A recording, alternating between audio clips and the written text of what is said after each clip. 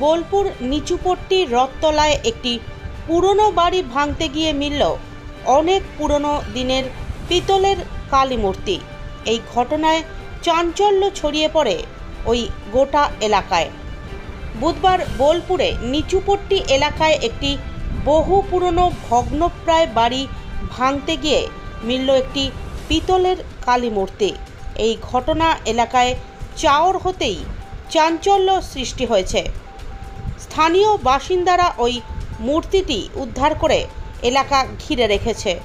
স্থানীয় সূত্রে খবর, এই জায়গায় বহুকাল আগে একটি কালী মন্দির ছিল।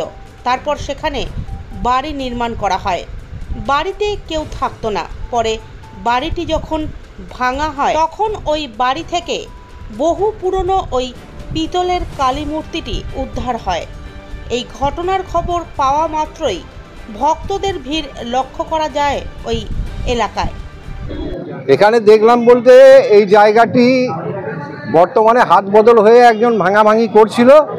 তো এখানকার স্থানীয় কিছু 2-4 জন দোকানদার তারা সকালে একটু ধূপ ধুনোর গন্ধ পেয়ে এদিকে তাকিয়ে দেখে একটি মূর্তির হাত বেরিয়ে আছে।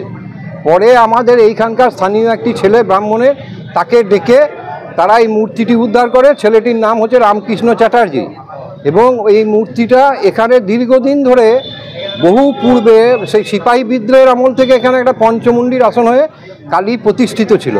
সেই বর্তমানে সেই মা কালীর পুজো বোলপুর কালীবাড়ি তলায় অনুষ্ঠিত হয় চৈত্র মাসের 20 তারিখের পর শেষ মঙ্গলবার। এবং সেই মূর্তির পুজো দেওয়ার আগে আমরা এখানে এই মাটিতে এসে পুজো পাল দিয়ে সংকল্প করে তবে সেই পুজোটা শুরু হয়। এবং আজকে এই মূর্তি পাওয়ার মধ্যে দিয়ে মোটামুটি প্রমাণিত হয়ে যাচ্ছে যে এইখানেই মূর্তি ছিল এবং পূর্বেও এখানে পুজো পাল হতো। এরপরে কি চিন্তাভাবনা রয়েছে এখানে? চিন্তাভাবনা বলতে আমাদের তো বহু পূর্বে থেকে ইচ্ছা ছিল এখানে একটা মন্দির করার, কিন্তু বিভিন্ন রকম পরিস্থিতির জন্য জায়গাটি থেকেও হাত দিত না, যেহেতু মায়ের মন্দির আছে বলে। তাই এরা বর্তমানে ভাঙাচোরা করার ফলে মা আবার স্বমহিমা নিজের জায়গায় ফিরে এসছে। জায়গাটা কাজ ছিল এটা? এটা বহু পূর্বে ছিল।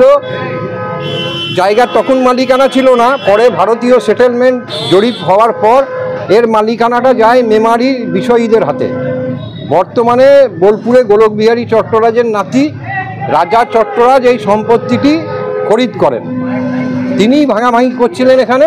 এবং আজকে মূর্তি পাওয়ার মাধ্যমে আমাদেরও একটা দৃঢ় বিশ্বাস স্থাপন হয়ে গেল যে হ্যাঁ, পূর্বে মায়ের মন্দিরই ছিল এখানে এবং এই ভূমি মায়েরই ভূমি। আমার নাম দেবব্রত দুবে।